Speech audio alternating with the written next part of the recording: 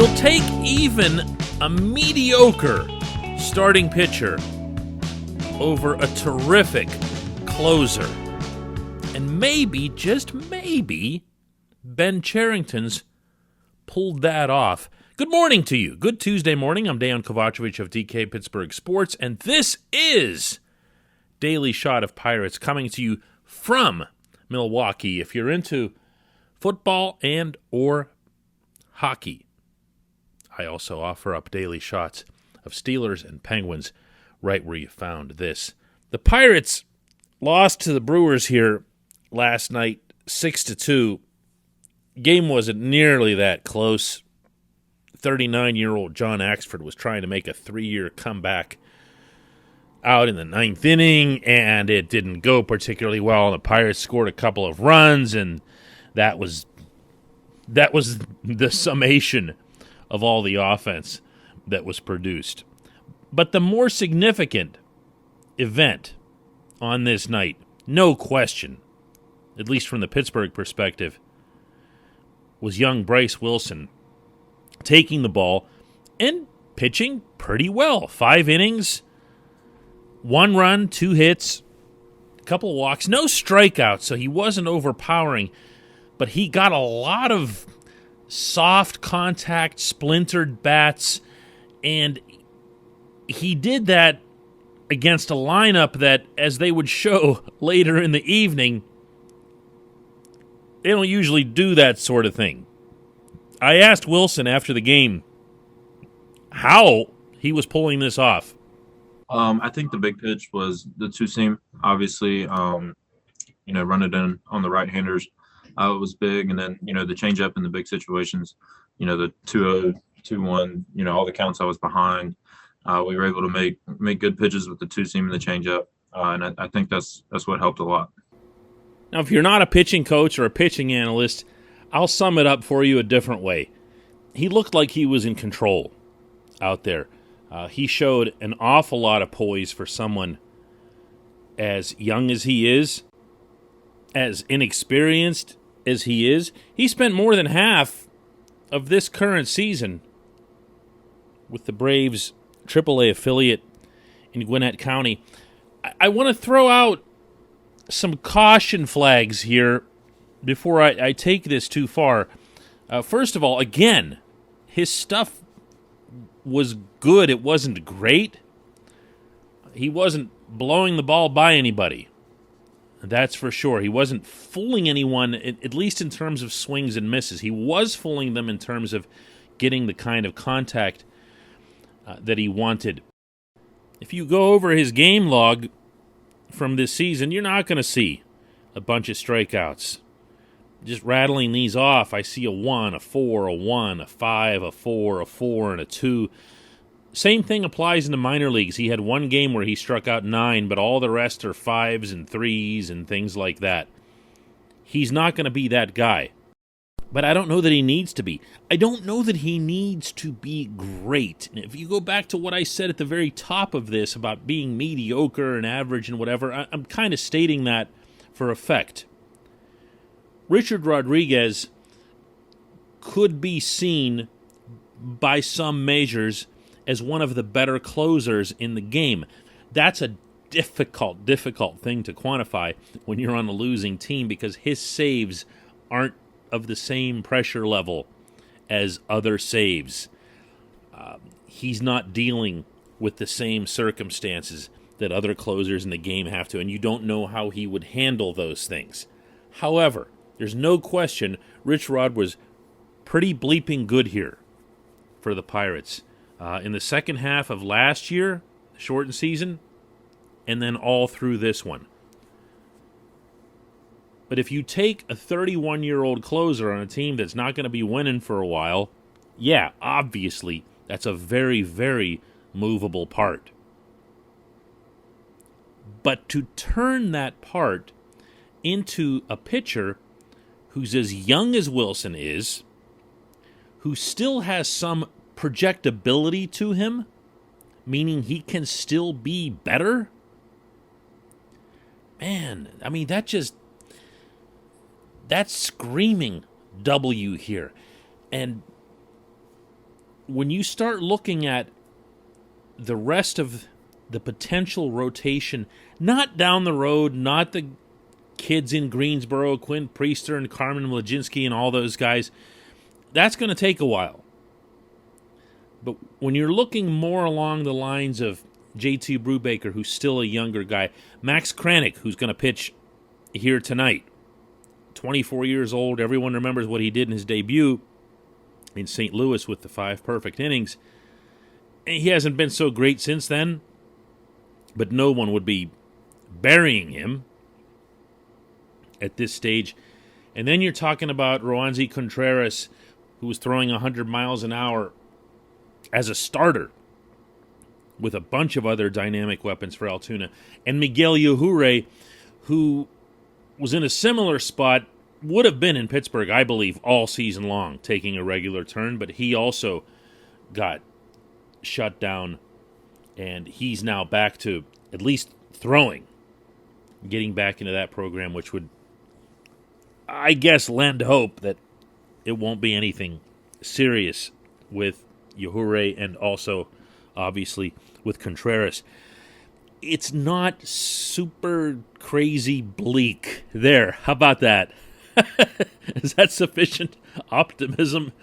It's not the end of the world with the guys in the rotation, the young guys in the rotation, and adding Wilson into that mix at a cost that really, honestly, couldn't be seen as all that valuable from the view of the Pirates. That's a nice add. That's a good thing for this team. How did I find anything good to say about that game here last night? How did I pull that off? Wow. When we come back, just one question.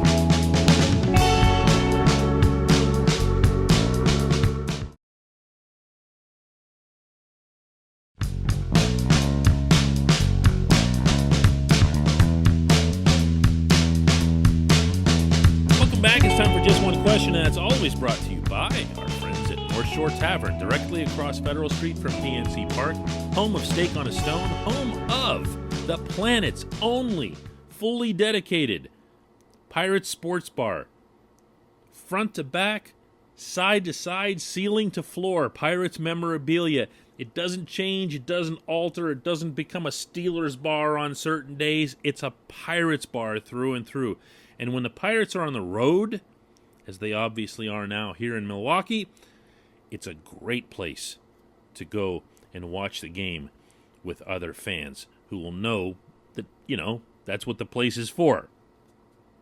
Today's question comes from Chris Smith, who asks, what are the chances Bryan Reynolds gets a long-term extension this offseason? Management has mentioned that he's a building block. Isn't it time to show it? I first want to throw in here that Bryan Reynolds is having one very real metamorphosis in center field. He's gone from caterpillar to butterfly out there in the span of about 2 months. Back in Bradenton, this was really early, like the first day.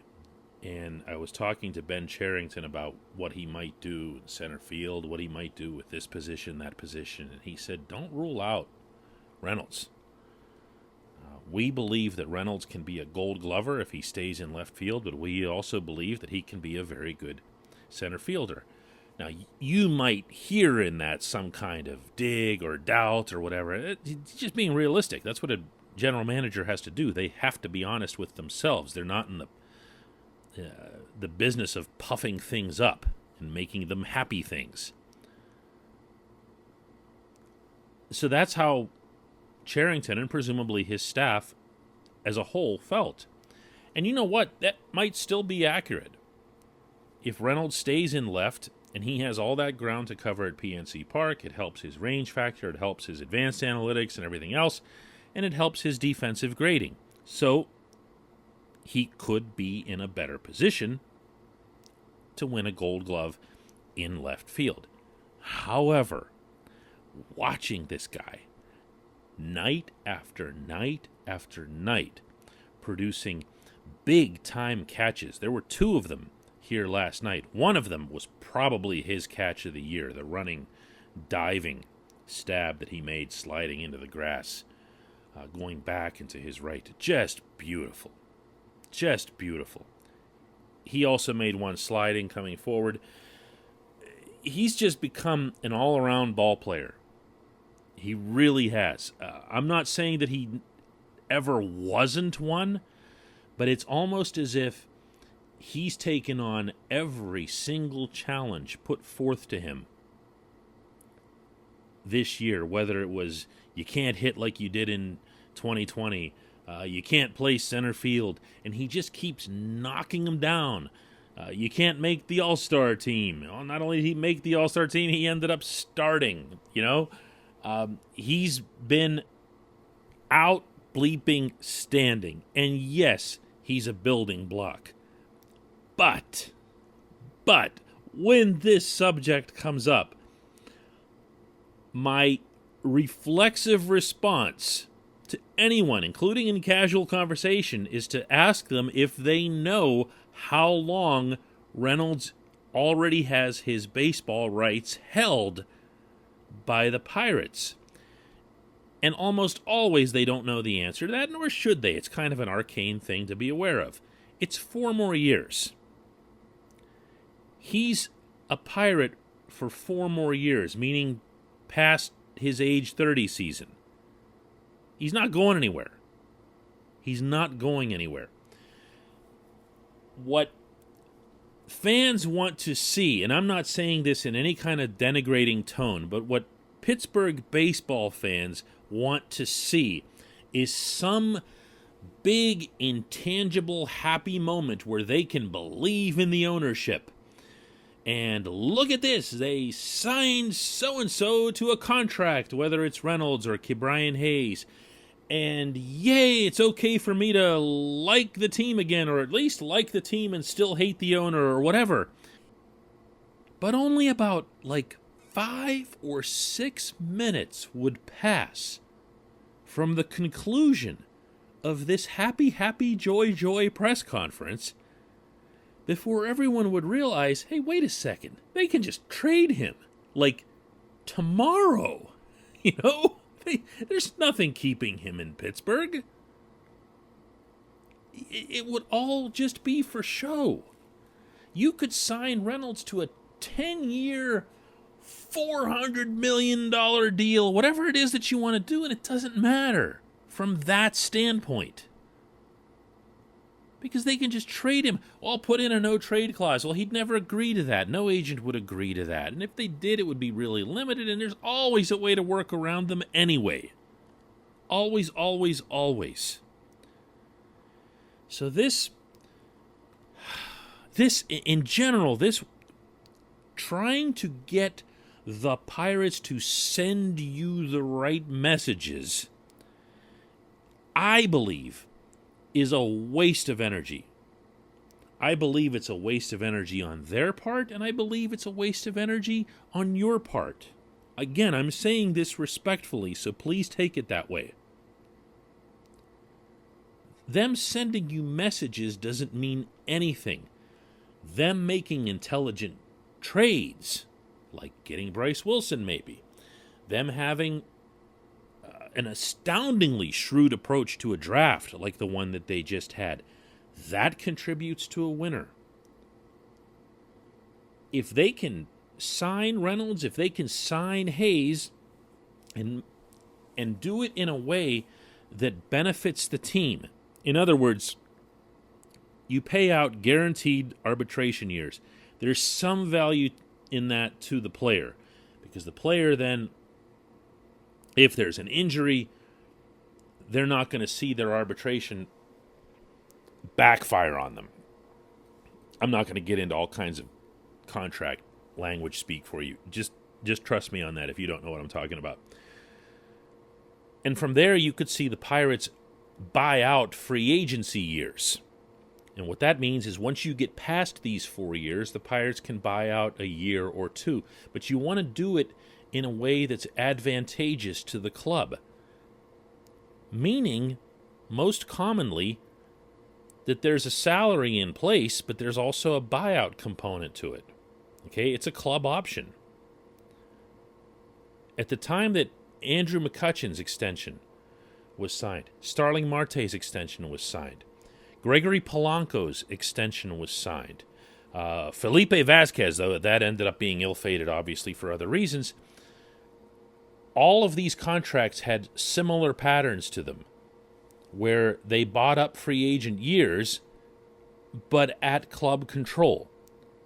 If that's something where you can work out a deal with a Reynolds or Hayes, then you go ahead and do it. But again, it's no guarantee that they're going to be here to play it out. There's no such thing as some sort of ironclad contract that says you are going to spend your whole life in Pittsburgh like Clemente and Stargell, and that's that, and we won't take no for an answer. That doesn't exist. There are two parties in these things. Yeah, you could make him exceedingly happy by grossly overpaying him, and sure, he'd stay in Pittsburgh forever. But grossly overpaying him doesn't help the Pirates. So it's a lot more layered than show us something. There's just more to it. I appreciate the question. I appreciate the sentiment behind it. I appreciate everybody listening to Daily Shot of Pirates. We will have another one here in Milwaukee tomorrow.